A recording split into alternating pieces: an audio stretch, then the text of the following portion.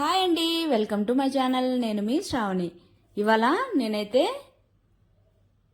బెండకాయతో రోటి పచ్చడి ఎలా ప్రిపేర్ చేసుకోవాలో చూపించబోతున్నానండి. కాకపోతే ఇక్కడ నేను మిక్సీలో చేస్తున్నాను. రోట్లో వేస్ట్ చేసుకుంటే ఎలా ఉంటుందో ఖచ్చితంగా అలానే ఉంటుందండి. తప్పకుండా అయితే ట్రై చేయండి. ప్రాసెస్లోకి అయితే వెళ్ళిపోదాం.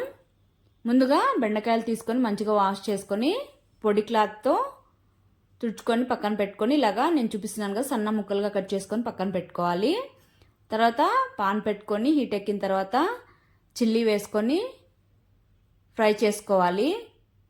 ఫ్రై అయిన తర్వాత కొద్దిగా ఆయిల్ యాడ్ చేసుకొని ఇలాగా ఒకసారి మిక్స్ చేసేసుకొని తీసి పక్కన పెట్టుకోవాలి. తర్వాత అదే పాన్లో ఆయిల్ వేసుకొని కొద్దిగా ఆనియన్స్ అనేవి పెద్ద ముక్కలుగా ఇలా కట్ చేసుకోవాలి. ఇదేమి ఎక్కువ కుక్ అవ్వాల్సిన అవసరం లేదండి, జస్ట్ కొద్దిగా లైట్గా కుక్ అయితే సరిపోతుంది. ఇక్కడ కుక్ అయిన తర్వాత ఆనియన్స్ కూడా తీసి ప్లేట్లో పక్కన పెట్టుకోవాలి. తర్వాత ఇదే ఆయిల్లో ఈ బెండకాయ ముక్కలు కూడా వేసుకొని ఒక 2 మినిట్స్ అలాగా ఫ్రై చేసుకొని తర్వాత ఇందులోకి తగినంత సాల్ట్ కూడా యాడ్ చేసుకొని ఒకసారి బాగా మిక్స్ చేసేసుకొని మీడియం ఫ్లేమ్లో మాత్రమే మంటను పెట్టుకొని కుక్ చేసుకోవాలి.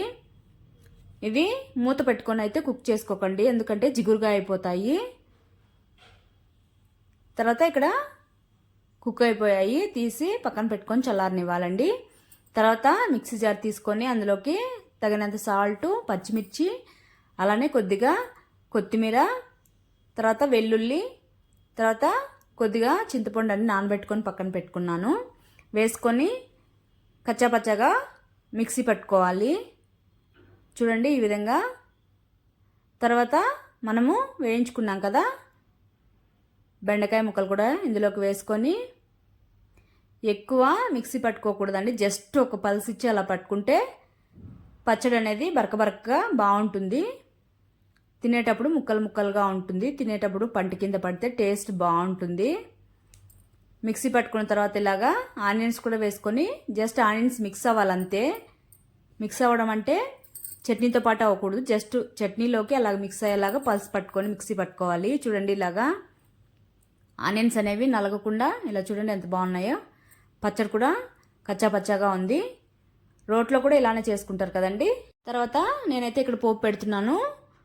ఈ పచ్చడికి అయితే పోపే అవసరం లేదండి, అలా అయినా తినేయచ్చు. కావాలనుకున్న వాళ్ళైతే వేసుకోండి.